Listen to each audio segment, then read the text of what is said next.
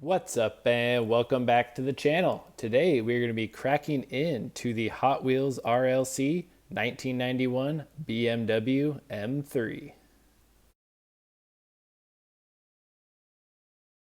That is right. We're going to be taking a break from Fast and Furious stuff and get back into some Hot Wheels BMW. So as you can see behind me, I actually have a whole 56 car display case full of just BMWs. I drive two BMWs and I've always been a big BMW fan. And I've actually been sitting on these for a little while now and thought it would be time to crack them open. I also have the first rendition of this E30 that came out maybe like 18 months ago or something, but this one's in that deep blue with the silver 10 spokes. And I thought actually I might take this one out of the little protected display and add it to my main display. And as you can see here in the background, I have two of the E46 M3 RLC cars. So this was the second edition they came out with. This is in a dark blue Spectra Flame. So it has the opening hood, which just looks super awesome with all the details in there. And then it's got my favorite 6-spoke TE37s. And then the first release was actually in this goldish yellow, which I think they were trying to mimic the Phoenix yellow color of the actual E46 M3. But these cars have great details. So the license plate there says E46 M3. It's got the dual exhaust, I guess, or you could say the quad exhaust on there. But yeah, these are some of my favorites. I actually have one of each of those sealed as well, so I made sure to get two of those. I only got one of this guy, and then I didn't realize it until I got it in the mail, but I did order two of the newest one. But first up, I wanted to get this first release here, this blue one, out of the case. So it should be fairly easy to do here. I think these kind of just snap out. And then underneath, it just has two little Phillips screws. So we'll try to do this without dropping the car. I've actually never taken one of these cars off of their bases. But I have heard that if you leave these cars on here for a long time, that the tires will actually get like a flat spot on them because they are screwed down to the base so tight. Well, yeah, that is definitely on there tight. And here we have it out of the Protecto there. And this one has the opening doors, but it's really hard to get the doors open on it. And I don't really feel like messing with it too much right now. Maybe with the new one we open up, we will try to actually get the doors open. But the tires, let's give it a little roll check here. Yeah. I don't know if you can hear it, but I can definitely feel the flat spots here. So I have heard that on other RLC cars as well, to go in and at least, if you're going to keep it in the display, at least like loosen the screws so that it's not holding it down so tight.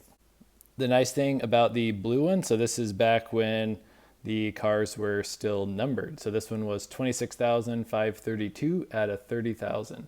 And I do not believe that any of these, the red release, are numbered, but we will find out. So this red color, I've seen it just online and in pictures and stuff, looks really, really nice. Come on.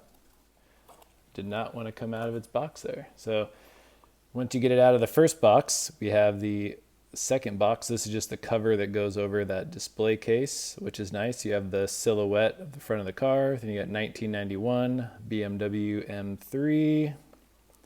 Then you got some details here about the car. And let's get it open here. And there it is. Man, that is like a cherry red. Okay, wow, really cool. So it has that plastic piece on the inside just to hold the car down. I mean, it is screwed in and it is not numbered, but So the blue one actually had a rubber band that went around the car to keep the doors closed. And I know that was causing some markings on the car. So they might have switched it to that plastic piece on the inside to try to avoid that issue. But let's see if this one is. So some of these cases lately have been really hard to open. And that blue M3 was really easy. All right, let's get a nice close-up look here. So you can see this nice cherry red Spectraflame paint. Man, look at the, hi. Yeah, these things are so shiny. So you got all the nice details on the back. So the license plate there, let's see if I can get it to focus on it. It says M3, which is pretty cool. So yeah, the details on these, super, super nice. So I will get this one off of its little stand here, and then we'll take a close-up look. Okay, got this one off the stand. Let's be curious to do a roll test. Yeah, this one seems fine. So that blue one, like I said, has been screwed down on that base for like probably a year and a half. So not good. So definitely if you have some of these in the little protected displays, go at least loosen the screws up just a little bit. And here we go. I was able to get one of the doors open, but then I had to stick something through this door to poke the other door out. So these do close tight and are hard to get open. So you can see a little more of the details there on the door card. On the driver's side there, you can see the steering wheel. I mean, not too much. Everything is just black. So it would have been nice to get a little detail in there as far as on the interior. So yeah, I really do enjoy these E30 models a lot. The only thing that I am not a fan of, if you can guess, is the wheels. So I just went over this with the Porsche 935, the KW from the track day set. So it has those turbofan wheels, and it's just like a solid piece, which is how these wheels are too. It's just like one solid gold mesh piece. I mean, I get what they were going for because these cars usually have like those BBS style like spoked wheels that do look really good, but I just don't think that the execution was there. So I think the only thing to do here is to start drilling. Wow, so something that I did not notice until just now, the rivets here already have the like pilot holes basically drilled. So all I need to do is just take the top of the rivet off there, then these will come out. So I'm actually curious if the screws I have will fit into these pre-drilled out holes.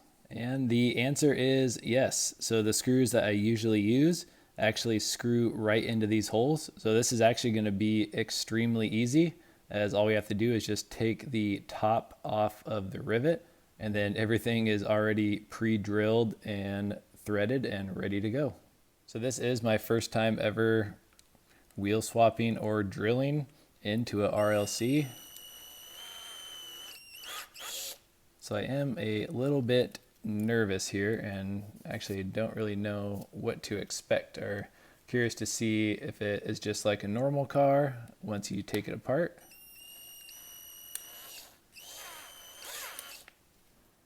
Okay, so I think we got it. Okay, we did. We got it loose. So this is very interesting. The wheels are not held in like a normal car where it's held in by the three prongs. They are actually just sitting in here loose. So that actually even makes this wheel swap even easier because I don't have to try to Dremel out those tabs to put the new wheels on. One thing that I'm noticing here now too is that the wheelbase is very short. Whoops, I grabbed two of the same wheels. So the top here are the wheels that came on it, and then the bottom is like a normal set from a different premium. So you can definitely see the difference there. Way shorter. So I'm gonna have to try to find, if I don't want to make custom axles, I'm gonna have to try to find some wheels that have the smaller axles. But I think these are the two that we're gonna try, is just some chrome 10 spokes, which actually match the 10 spoke style on the blue one, or these 5-spoke racing wheels. So let's try the 10 spokes first. So So this is going to be interesting trying to put this back together because there's nothing that the wheels hook into on the actual chassis or like the top of the car. So I'm just going to set these in here and then flip this over. And here is how it looks with the silver 10 spokes. So the only issue, as you can see here, there is a lot of floppage in the wheels. So these axles are a little longer. As you can see, basically the whole wheel can like stick out of the car. I don't really want to make custom axles, so I have one more set to try that is actually even a more narrow axle. So we'll see how those look.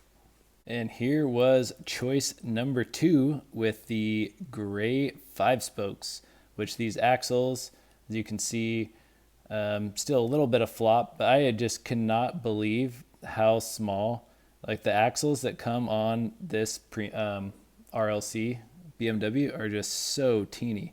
So I think I am going to go with these 5 spokes. It looks good, and also these skinny axles don't really fit on any other car, so might as well use it on here. So let's get it up on the turntable and get a closer look. And here we are on the turntable with a close-up look. So I think these wheels look pretty mean on this car. So these are kind of like a 5-spoke racing style wheel is kind of what I refer to it as. I'll put the exact name up on the screen of these wheels. But just gives the car like such a more detailed look. Like just having wheels that are like one solid like molded piece just do not look good. So these having the depth, being able to see through the spokes, and I mean even though the gold on red is like a really nice look, I think this just looks great. And this has a bigger rim and a little less tire, which gives it kind of a more like modern look. So the only reason I did drill this, like I said, I do have 2. So I do have another one that is still in stock form, so I wasn't as hesitant about drilling it, but it was really nice how this worked out with the rivets being factory threaded, and then the axles aren't even like hooked down to the bottom of the car. So everything, once you took the head of the rivet out, it's like it all falls apart and you can just put it right back together. And here we are ground level here at the diorama to get a close-up look of all the cars. So there you can see the 2 E46s, just looking super mean with all the engine details. Then over here we got the 2 E30s at the 7-Eleven. So I don't know, you have to let me know what one is your favorite, but I still think maybe the blue one is my favorite. I just really like that wheel and color combo. But I mean, the E30 with the wheel swap, definitely looking pretty mean. And like I said, this was my first time ever drilling and wheel swapping at RLC. So definitely a cool experience, but definitely a little nerve-wracking, but super happy with how it turned out and glad I got to add another loose RLC BMW to the collection. All right, and that is going to do it for today's video. So hope you enjoyed. If so, be sure to like, comment, subscribe, and we will catch you on the next upload. Peace.